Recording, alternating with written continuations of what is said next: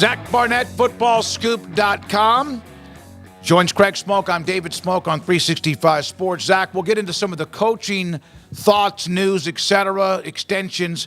But what was your thought? And Florida State has now begun that board meeting, maybe saber rattling, pumping their chest, maybe giving somebody the authority to make a decision. Your thoughts about that?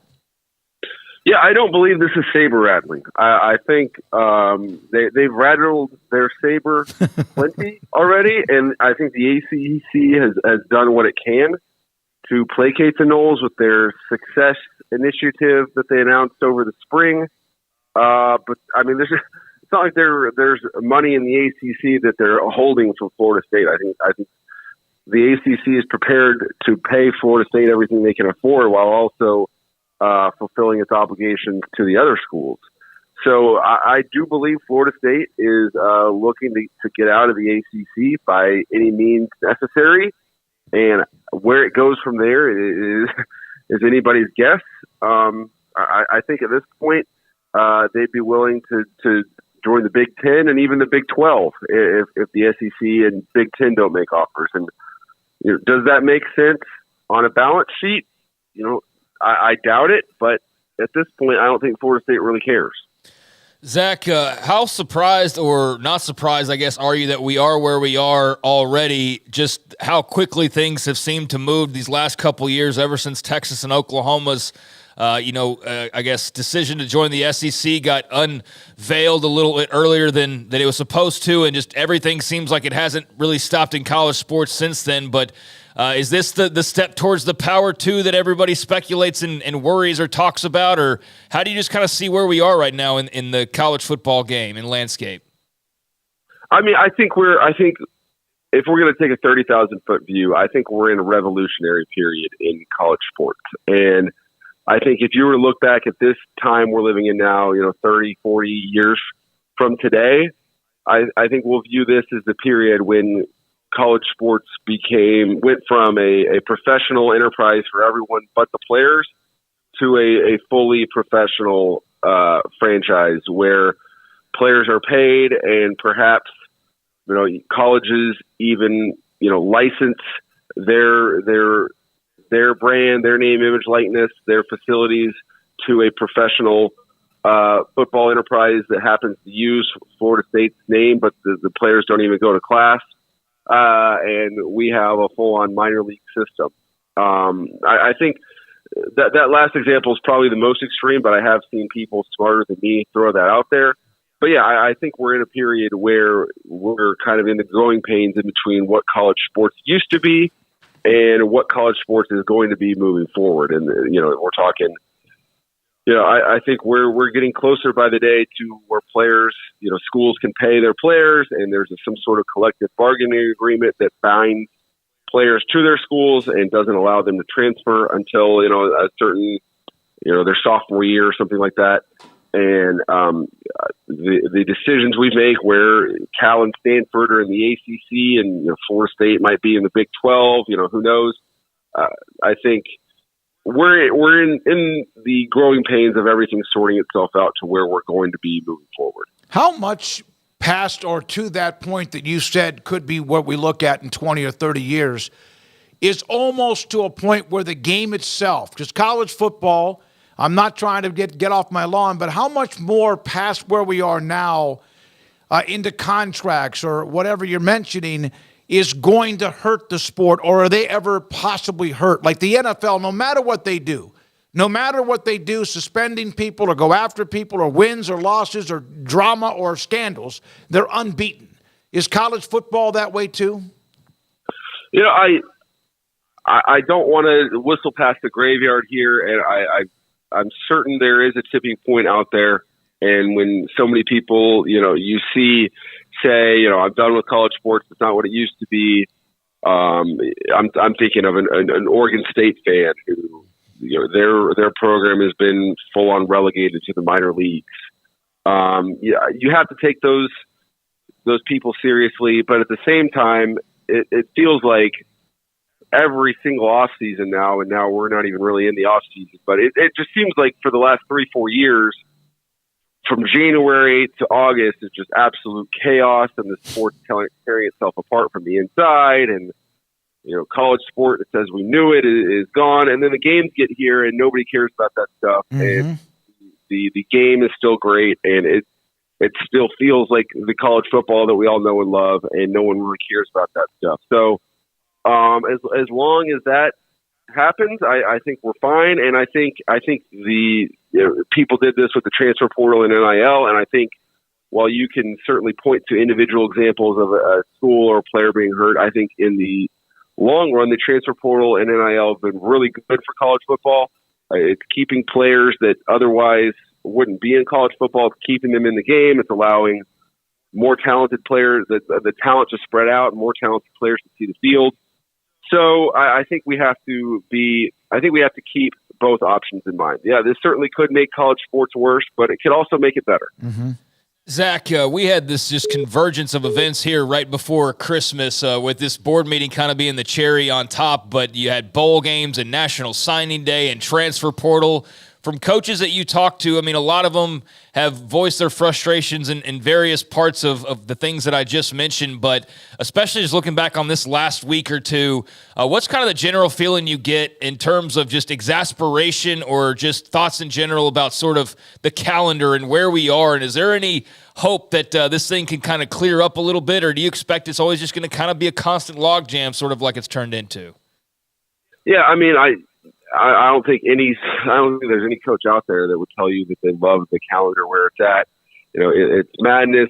I sympathize with these guys because I truly don't know, like this past week, when you got coaches recruiting the portal or securing their class, bowl game preparations going on. I don't know how these guys manage to stay married. But at the same time, you ask these guys to go on record, and so far, it seems like only Chip Kelly's willing to do so. So, and in regards to fixing the calendar, as long as college football remains tethered to college, well, for a guy to earn a spot on his new team, he's going to have to participate in spring practice. And to participate in spring practice, you have to be enrolled in the spring semester, which means you have to be enrolled by January. And so you got to make a decision in December. For the most part. So in the meantime, I think it's only going to get worse. I think this weekend, starting today, next year we'll have playoff games starting, and the guys are still going to have to make decisions and leave. And next year, the national championship game is like on January 20th or something like that. And we're going to have two teams, whoever's in that, are probably going to lose players that would play in that game because they want to go start somewhere else. So it's crazy. It's a system that no one would design from scratch if they could, but it's just a series of different competing interests that led us here. And unless you were to fully remove college football from the academic system, which again could happen down the road, but until then, I don't see any fixing it. Yeah. By the way, a couple of quotes from out of the Board of Regents meeting. One of them is this is from. Where did I go here? This is from the Florida State Board Chair, Peter Collins. Today, we've reached a crossroads in our relationship with the ACC. I believe this board is left with no choice but to challenge the grant of rights. And Florida State has done the math and basically said it's draconian. It would be $572 million to get out of their current grant of rights. Yeah, and so it's just the reason Florida State signed that grant of rights and the ACC did is because they wanted ESPN to fund a network for them, and that if they had an ACC network, that would solve all their problems. And so if you're going to ask ESPN to invest that level of capital, then they would need some commitment on their end that the ACC they're investing in would remain intact. And now Florida State is turning around and blaming ESPN for all of its problems because of what Kirk Herbstreit said. I think it's basically fact within Florida State circles that ESPN decided to kick Florida State out and put Alabama in, even though ESPN is just as invested in Florida State football as they are in Alabama. Does any of that make sense? No. Does it matter? Definitely not. There are other stories going on, although a lot of attention right now, obviously, on Tallahassee. But G.J. Kinney getting a contract extension after just 1 year at Texas State. Your thoughts on the decision in San Marcos to try to make it, I guess, more difficult for teams that are undoubtedly going to start pursuing him here in the future, Zach, and also thoughts on just what he was able to do in year number 1 for the Bobcats. Yeah, I mean, I've written on GJ plenty over the years. Spoken to him, spoken to people who know him well. His success does not surprise me. But if you were to look at his path, I think he's been at a different job every single year since 2016, something like that. Like it's just been stepping up the ladder. He's had 20 years of progress compressed into like 7 years.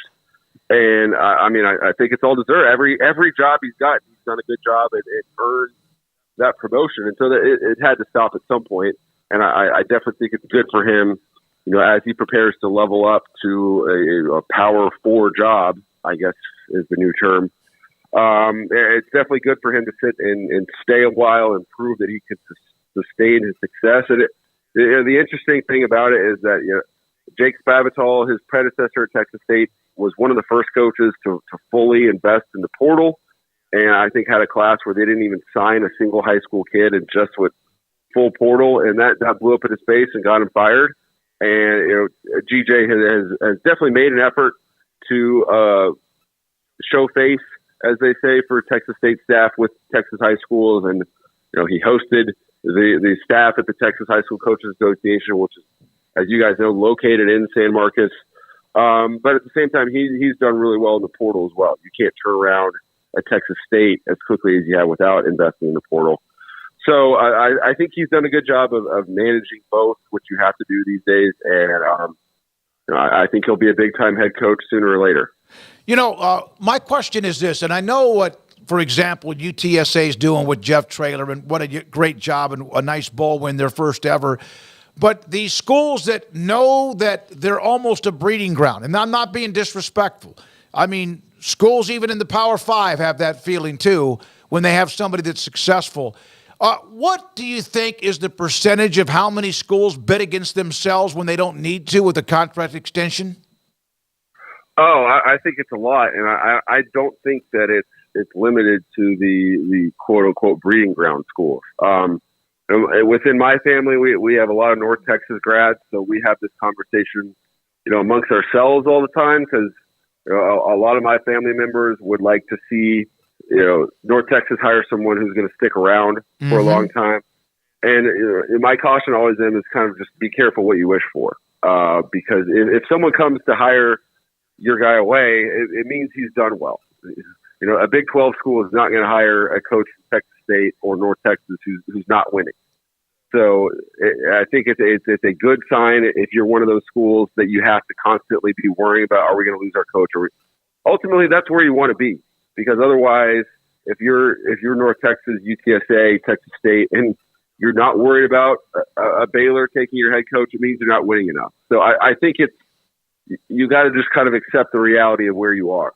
And maybe there's the coach out there who's an alum of your school, although UTSA's football is so young that they don't have that guy. But maybe there's that golden goose candidate whose dream job is your job. And if so, definitely great.